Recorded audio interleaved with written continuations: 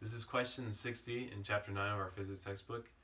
And the question basically says that the asteroid that caused the extinction of the dinosaurs hit the Earth, which kicked a bunch of dust into the atmosphere, which is what caused the dinosaurs to go extinct. But the question really has two parts. Part A is where we're trying to calculate the speed of the Earth after the collision. And part B is we're trying to take that speed and find out what percentage it is of Earth's speed around the sun. So for part A, what we want to do is take in the information that they've given us in the problem.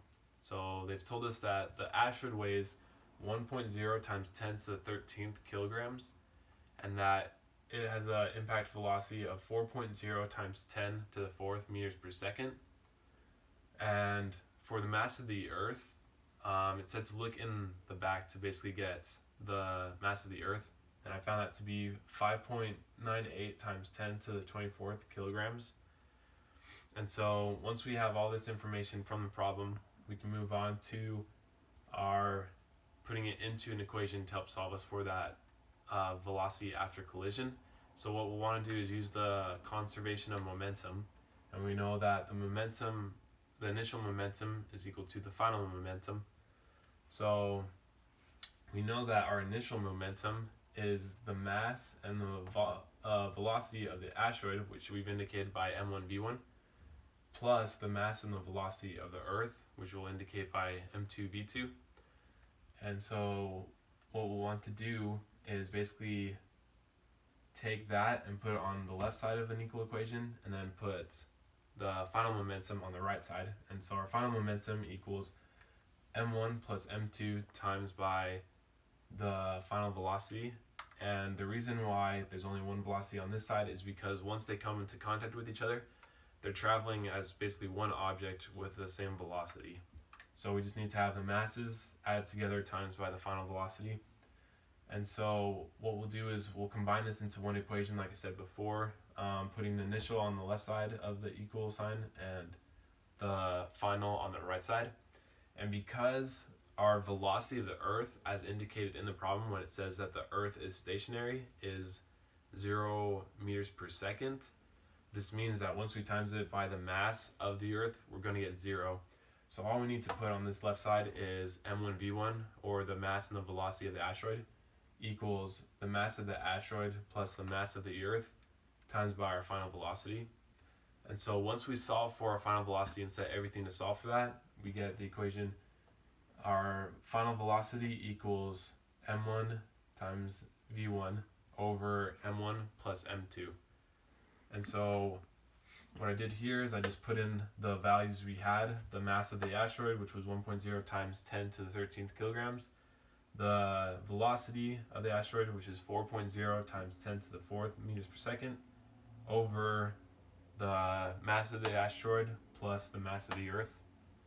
And so once we put that into calculator solve, we should get 6.7 times 10 to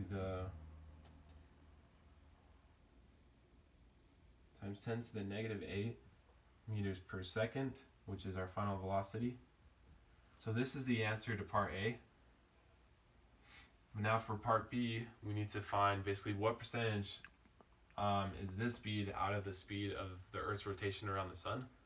And so in order to do that, we can use this equation here. V equals 2 pi r divided by t. And r was a value that was provided for us as well. We just had to look it up. It was 1.5 times 10 to the 11th meters. So it's a distance that's provided for us. And then for time,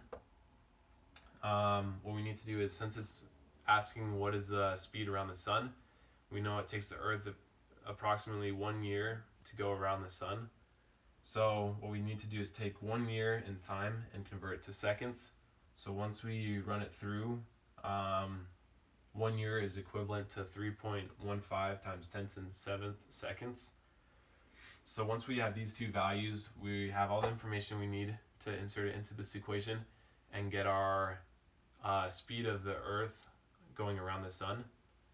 So once we put these onto the equation, we should get that answer.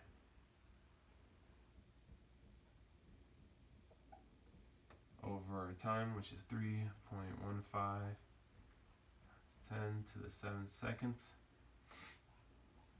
And once we calculate this out, we should get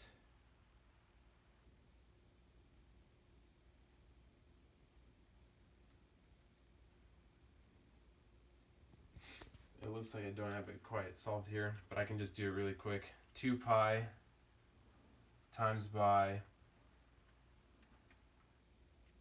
our distance divided by the time it took in seconds gives us a value of approximately 3.0 times 10 to the 4th meters per second. And so that's our speed that it takes for the speed of the Earth revolving around the sun. And this is our speed after the collision. So part B asks what's the percentage of basically this over this. So what we'll want to do at that point is just divide this value by this value and times it by 100 to get to a percentage. So if we put that into a problem, we should get something like this.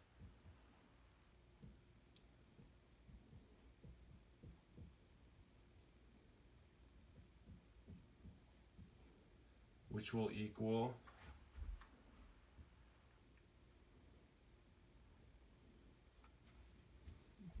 2.23 times 10 to the negative 10, which is our percentage. So that's how you solve this problem.